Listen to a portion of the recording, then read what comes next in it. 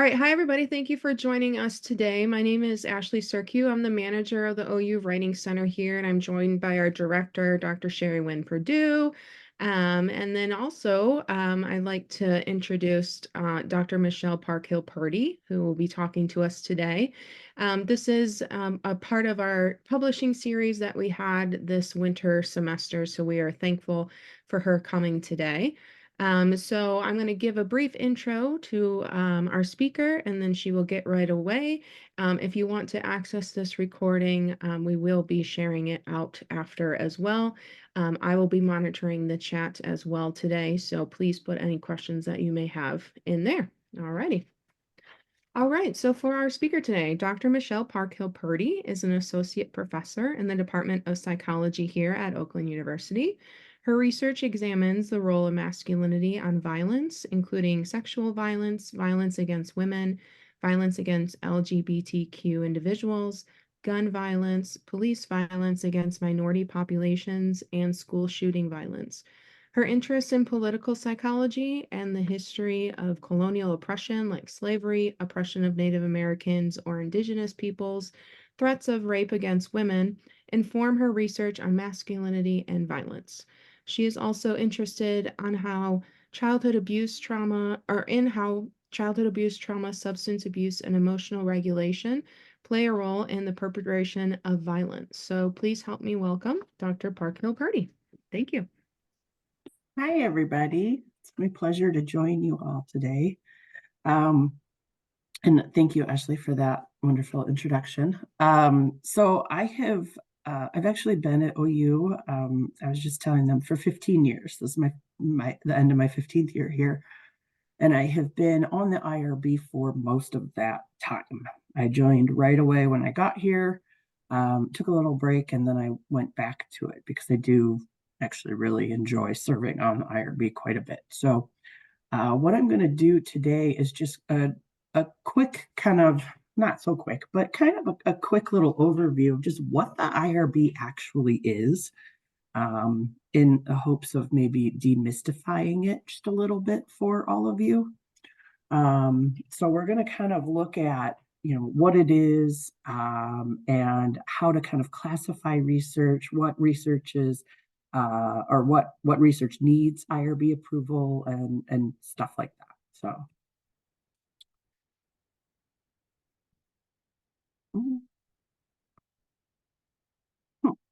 There we go. So the IRB is it's really established as a review committee, and it helps protect the rights and welfare of human research subjects. And it got its start basically in sort of the observation of various medical studies that had been done unethically in the early 1900s, all the way up to maybe about 1980 or so. And it was really kind of in the 1970s that the United States government started looking at this unethical research and saying, oh my gosh, we really need to establish some regulations around the use of human subjects, right? And so what we as the IRB do is that we can approve or disapprove or modify any research that is proposed that uses human subjects. We also conduct continuing reviews. So even after you have your study approved by the IRB, it may need to go through a continuing review every year or every 2 years after that, just to make sure that you are continuing to use sort of ethical methodology. We also can observe and verify any changes in protocol that you might use. We can suspend or terminate any type of research that you're engaged in, as long as it's human subjects again. And we can also observe the consent process and all of your research procedures. So I think the best place to really kind of start is to say, what is research actually? Um, so research is basically any systematic investigation that is designed to develop or contribute to generalizable knowledge. So generalizable knowledge is kind of the key um, the key component of this definition. So if you wanted to conduct a study in one of your classes to determine if, something you're doing, some teaching style in your one tiny little class is effective, then that may not really contribute to generalizable knowledge. So it may not be research. So you have to ask yourself, is whatever I'm producing going to be generalizable? And as the IRB, we use this term pretty broadly. So you do need to be careful there. And then does it involve human subjects? And so I'm going to get into this a little bit here. Okay. So what is a human subject? Basically, it is it means it's a living individual who I'm conducting research about. So if I'm obtaining information or biospecimens from a living individual, if there's an intervention or an interaction with the individual, or if I'm analyzing the information about an individual or about those biospecimens, or if the research obtains, uses studies, or generates identifiable private information or identifiable biospecimens. So basically, a human subject is something about which we can gather information, whether that be physical information, it might be social information, economic information, any type of information, genetics, things like that. And a lot of times that is identifiable in some way, right? So one of the first things that we always ask researchers to consider is the risks of participating in a study. So an average human who may participate in your study, you need to identify what the risk is. So it could be physical, psychological, social, economic. You need to identify the likelihood of those risks, and then you need to identify if those risks are severe.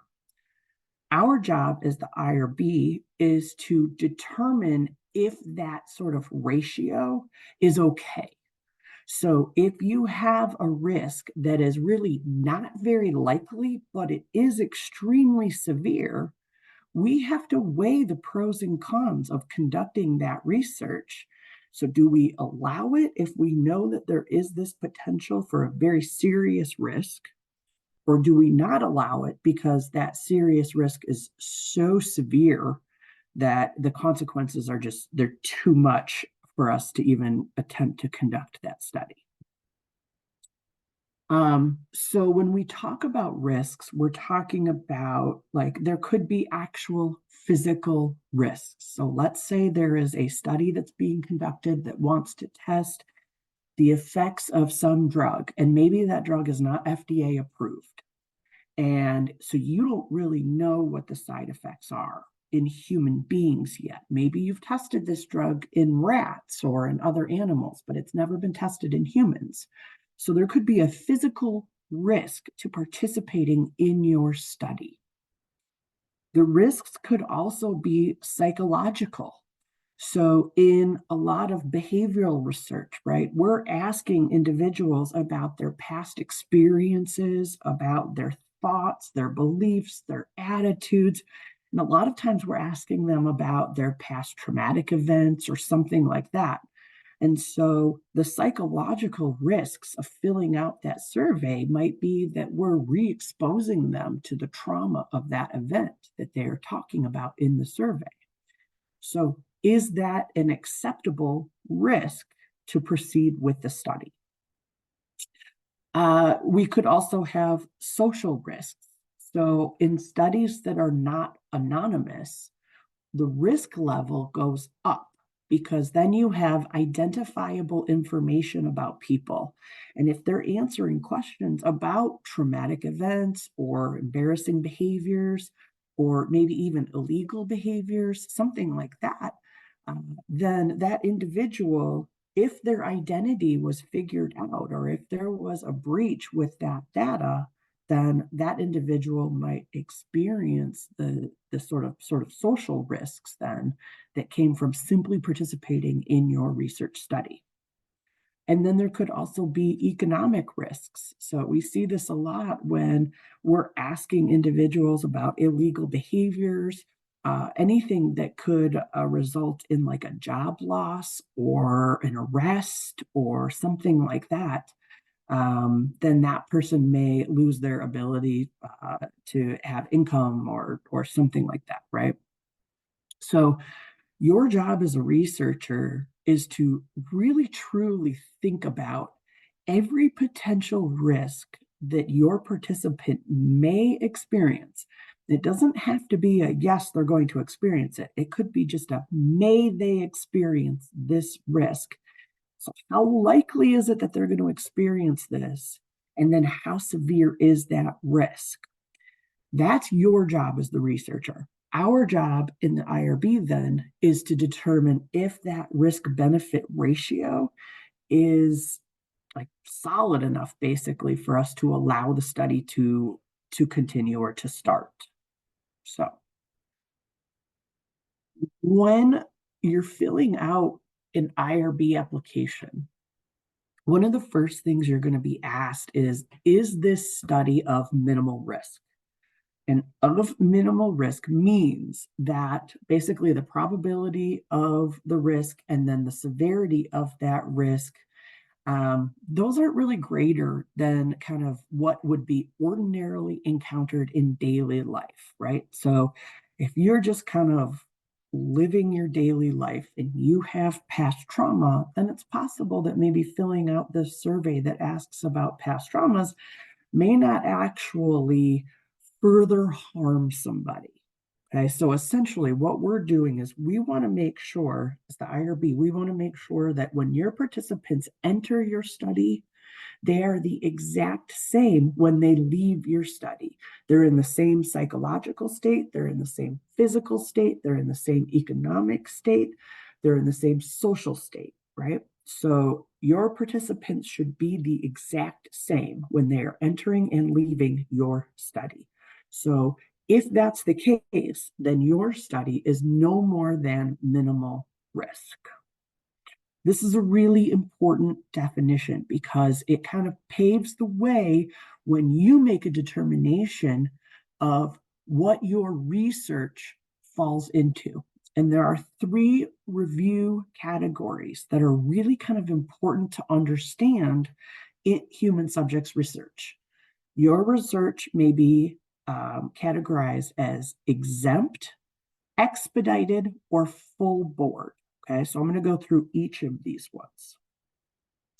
Exempt research at OU means that the projects that or the research that you're proposing presents no more than minimal risk. You have built in privacy, confidentiality things. So you have basically taken into account everything that you can take into account of. And you need to meet one of 6 different categories. So these are kind of the most common research topics that happen at OU.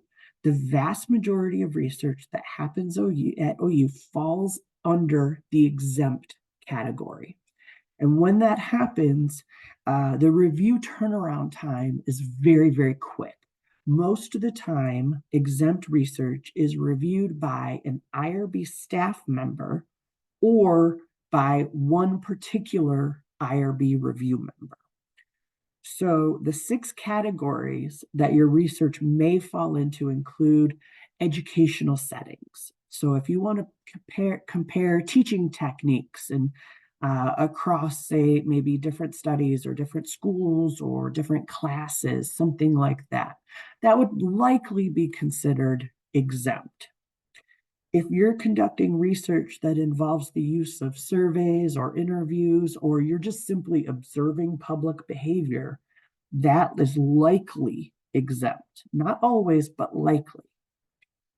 Benign behavioral interventions, these are things that are thought to take like less than a day in terms of an intervention, right? So these are very, very, very fast interventions that happen, not the long-term ones that might occur.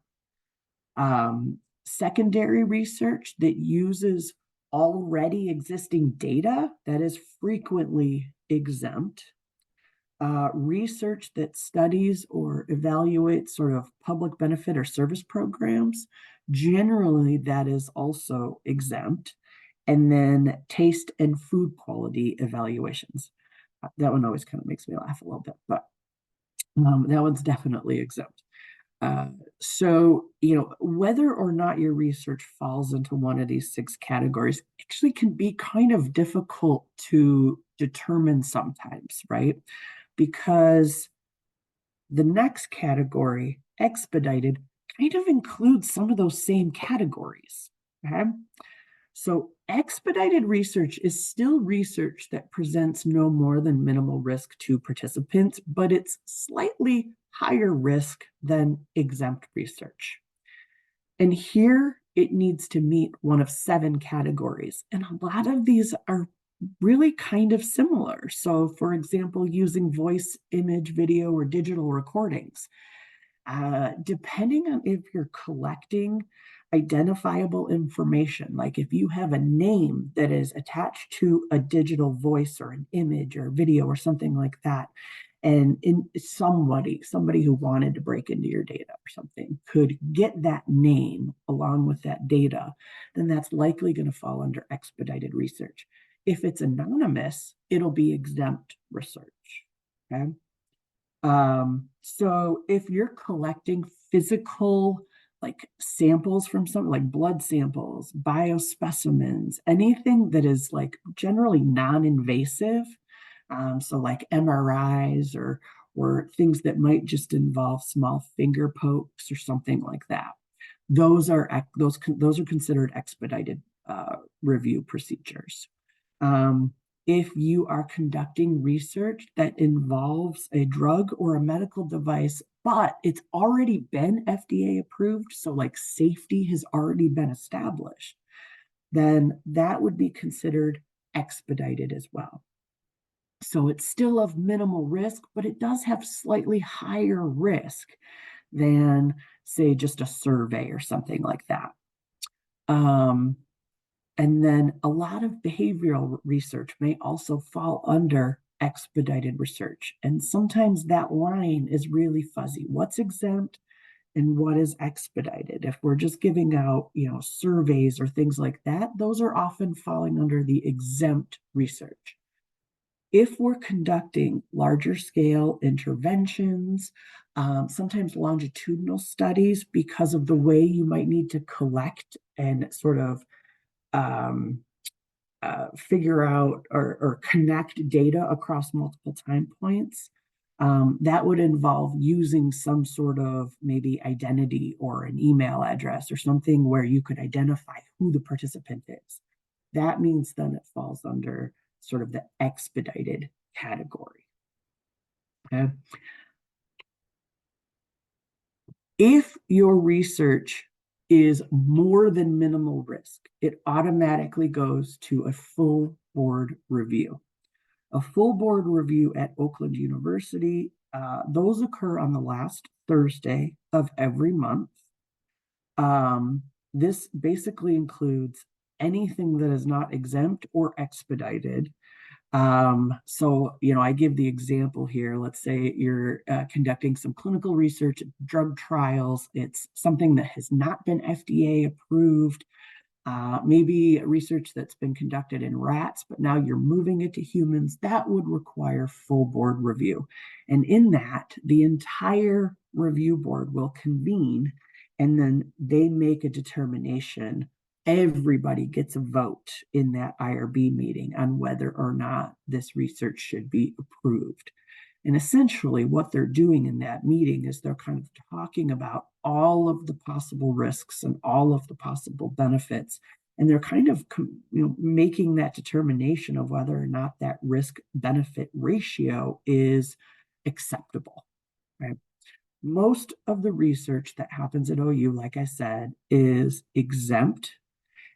A small portion is expedited, and very little requires full board review. So keep that in mind when you're filling out the IRB application of when you need to make the determination of whether or not your research falls under exempt, expedited, or full board required approval. You get to check which of these categories, so one of 7 categories. So if you've decided that your research is expedited, you get to collect which one of these 7 categories is true of your research. Your decision about whether or not the research is exempt or expedited, though, is not the final decision, because Judette Haddad over in the IRB office will take a look at your application and she'll either agree with you or disagree with you. So don't worry about making the wrong decision when you do this.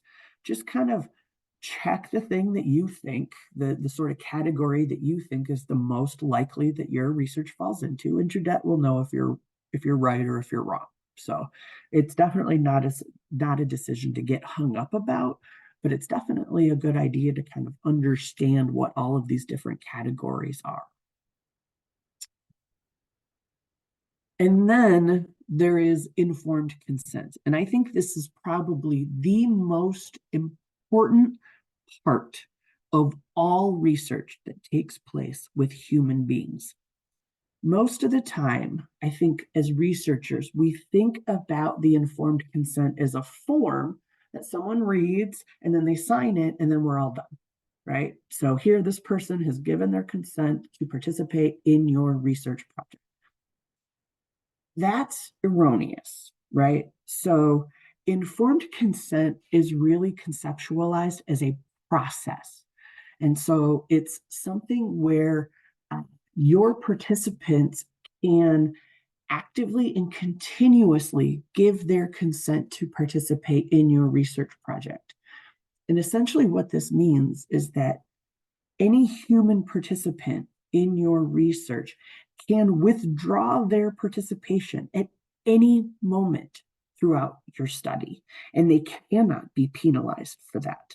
So they can't have their grades lowered, or they can't, not receive some form of like credit if they've been participating in the study.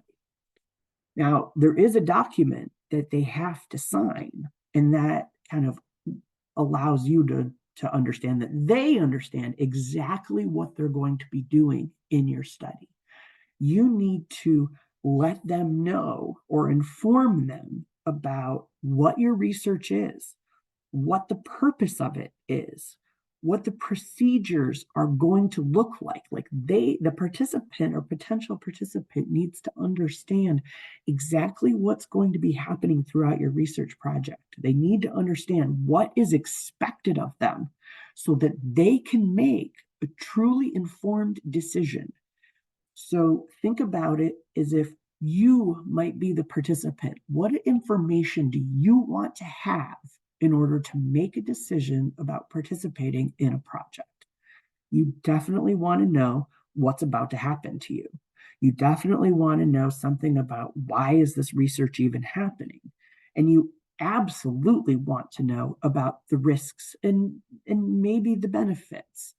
And we're not talking about the benefits to society or what are the benefits to the actual participant? Because most of the time, there probably are no benefits to the participant.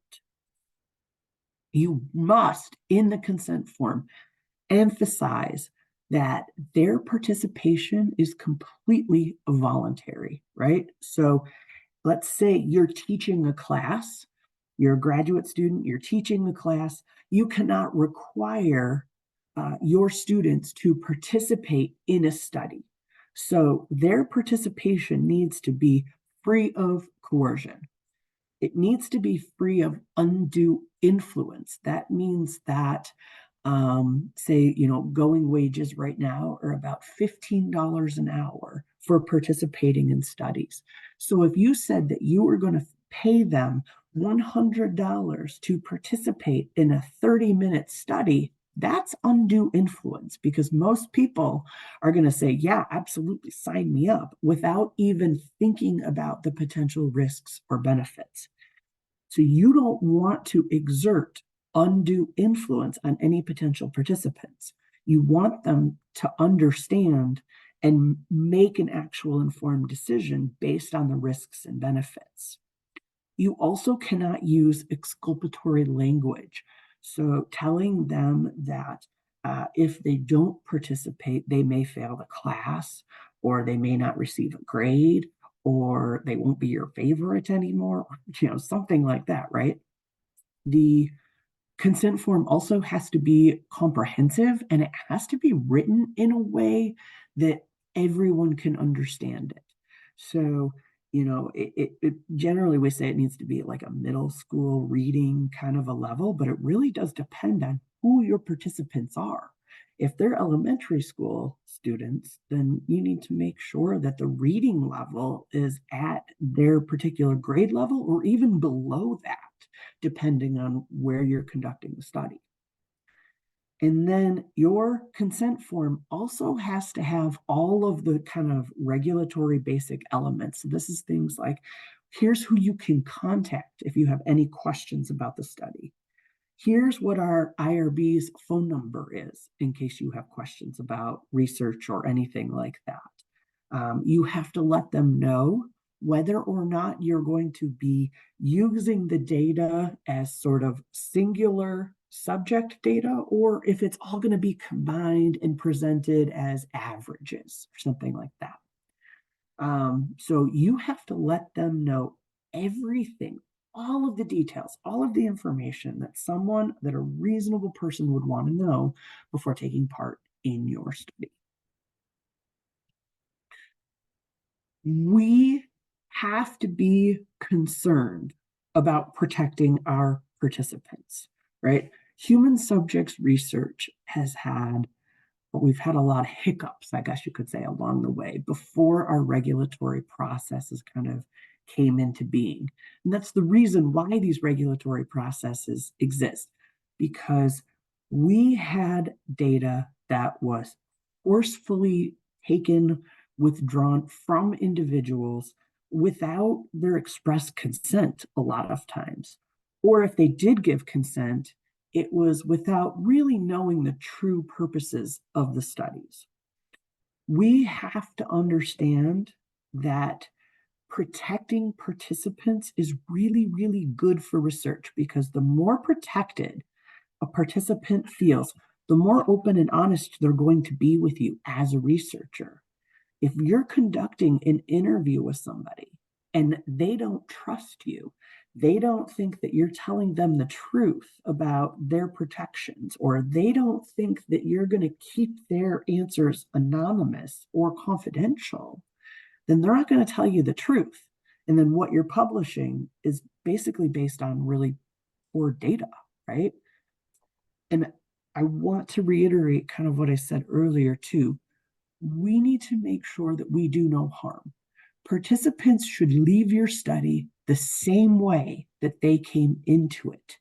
And if that means that you need to provide resources at the end of your study saying, hey, if you feel this way, you should go and talk, or you can go and talk to this person. Here's a phone number, here's an email, here's some information. Feel free to contact me, right? So there are a variety of things that we can provide to participants to make sure that if perhaps they're leaving your study worse off than they came in with, maybe we can get them on the right track. Okay? So, any questions? Well, thank you for that. Yeah. I actually had a quick comment. I know throughout your presentation you mentioned at OU. So I Mhm. think it's interesting that I mean, it's of interest for people to know that, if you do move on to a different institution, that they may have different stipulations when it comes to the Yes. IRB. So to pay attention to that, or to contact those particular people for sure. Yeah, the the federal regulations, they're kind of like the Bible. It's all open to interpretation, essentially, right? So different schools may interpret different rules and regulations differently.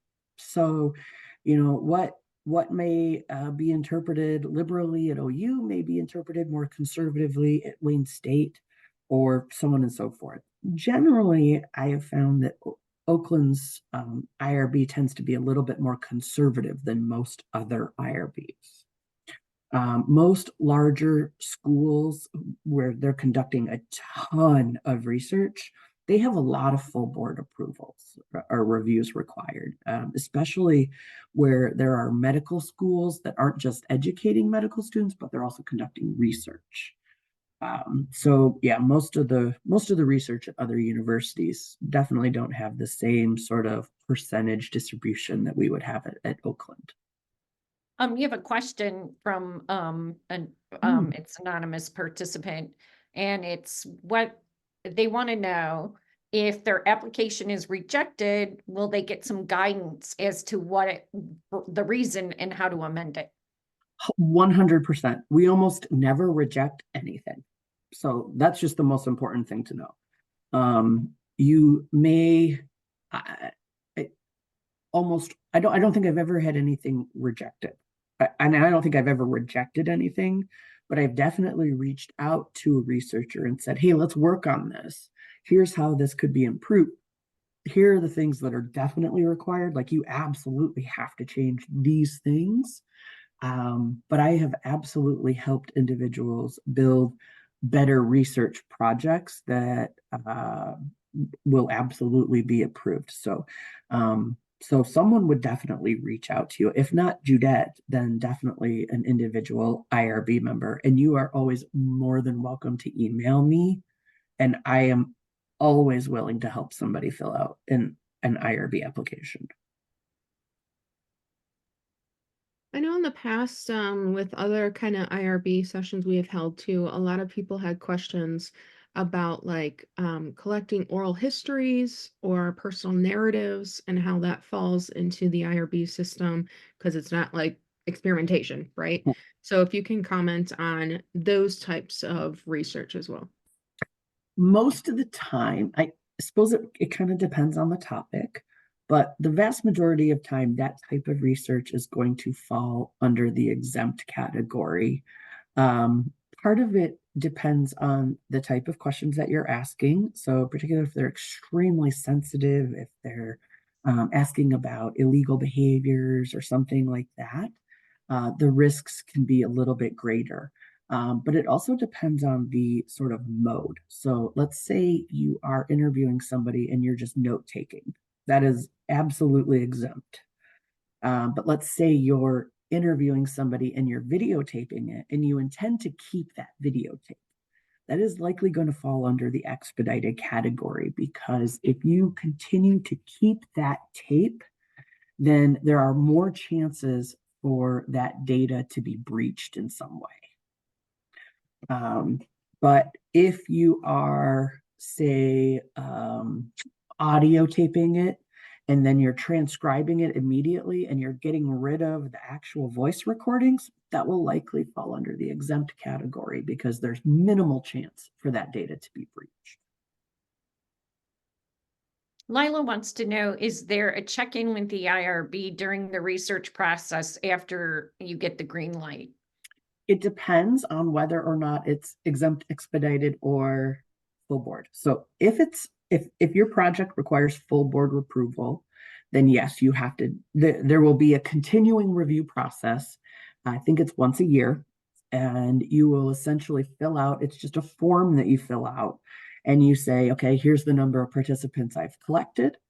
I've collected data from. Here are the number I've screened. Here's what's happening. And the form will kind of guide you through the questions that need to be answered. And it's pretty simple. It's really kind of minimal information. They're going to ask you about modifications that you might have made, but those should have already been approved, right? So, basically anytime you change the research in any way, if you change a single question that you ask of participants, that has to be approved by the IRB, because the way that you ask that one question could potentially raise or lower risk levels. So yes, you definitely have to check in with IRB. If it's exempt, likely you do not need to check in with IRB ever again, but you will be prompted by our IRB automatically if you have to, if it's required of you. And another question is, what recommendations or suggestions can you share for students who are required to request an institutional authorization agreement? I'm not sure what that means. I'm not sure. Do you want to ask the person who posed that question? Because I'm not sure what you mean by institutional authorization.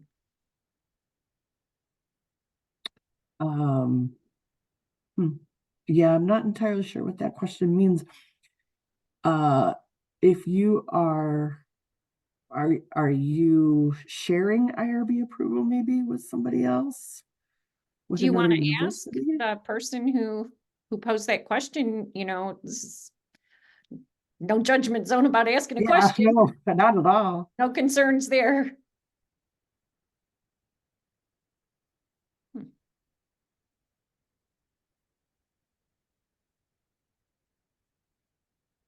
Okay. Do you Yeah, have any other questions, you guys?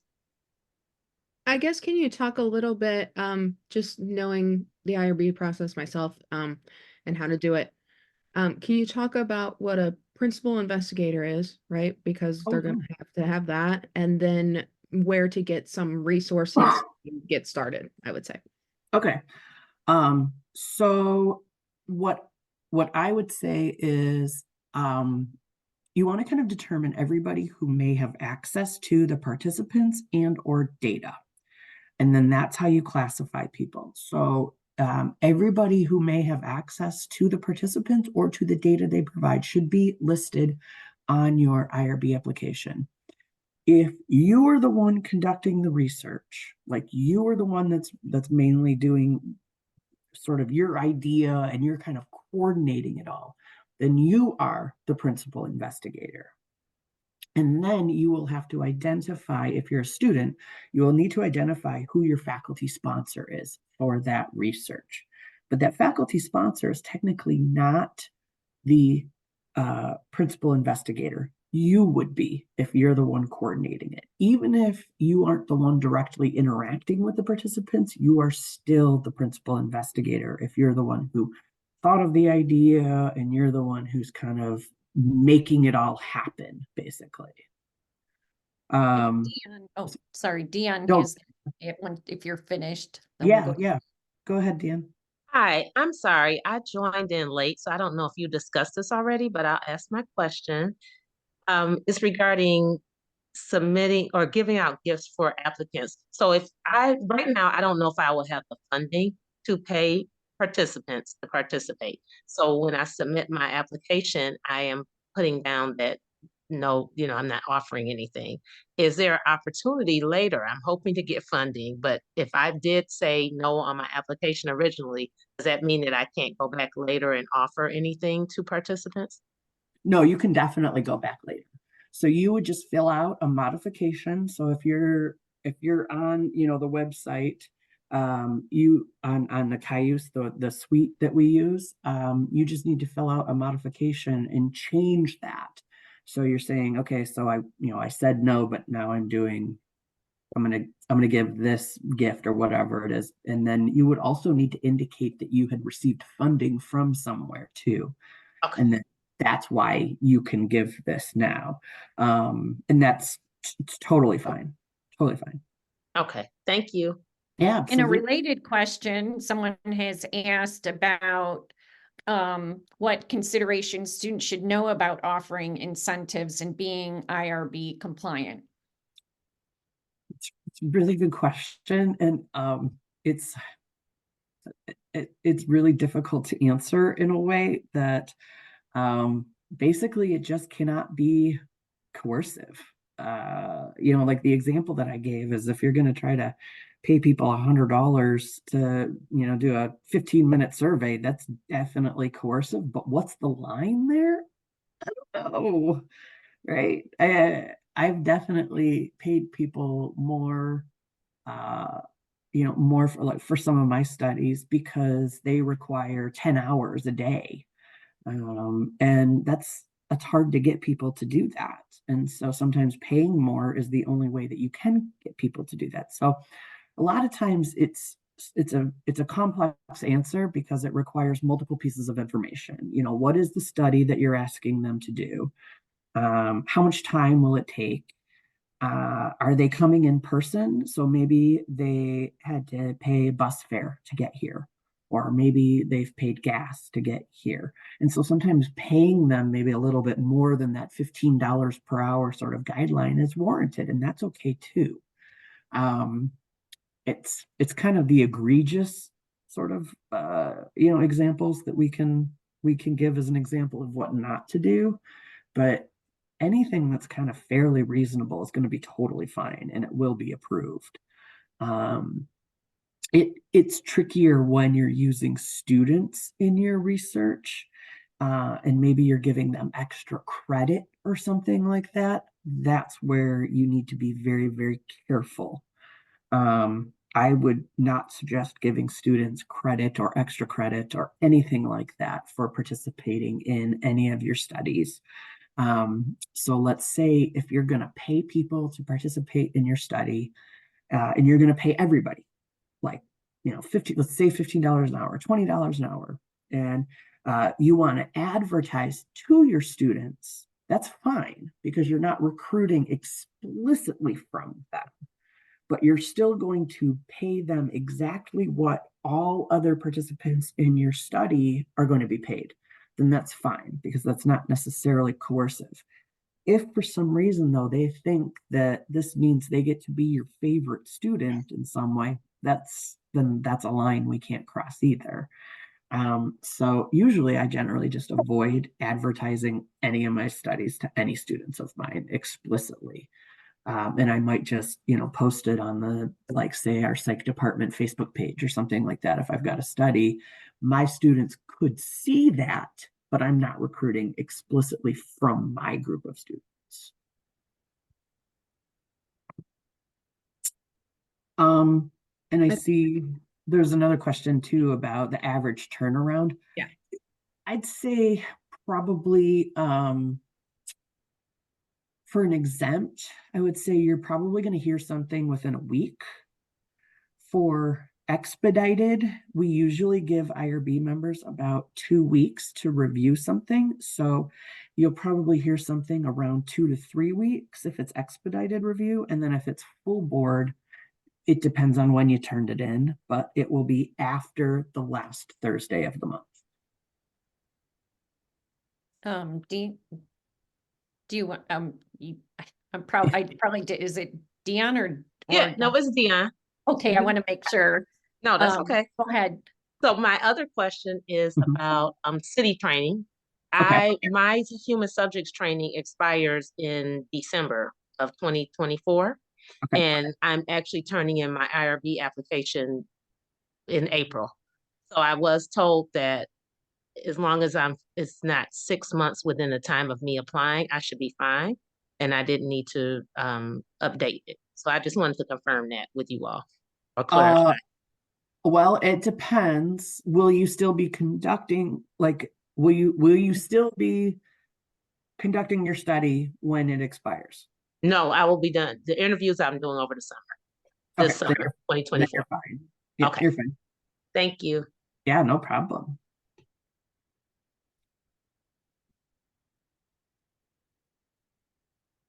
Any other questions?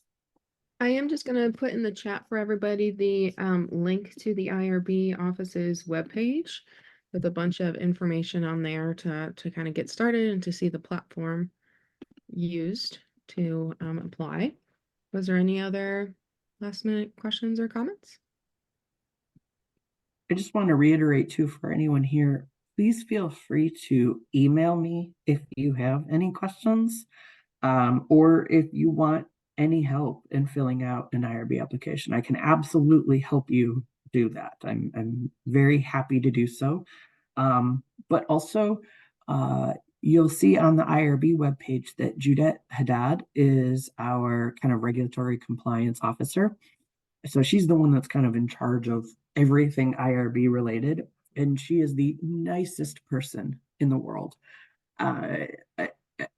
Do not be scared of her. Do not be scared to ask any questions. You can ask her beforehand. Do you think this is exempt or expedited? Do you like? She's definitely willing to answer any questions as well.